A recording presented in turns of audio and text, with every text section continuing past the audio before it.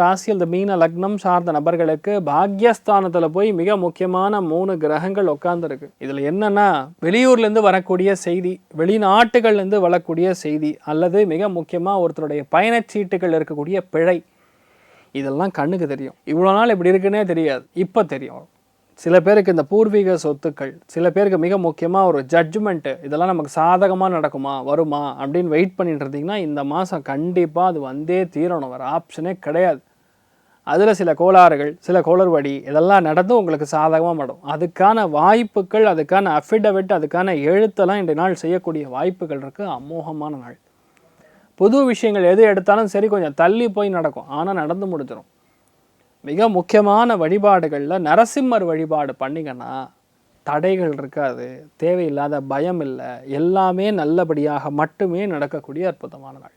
ராசியா நிறம் கிரே நிறம்.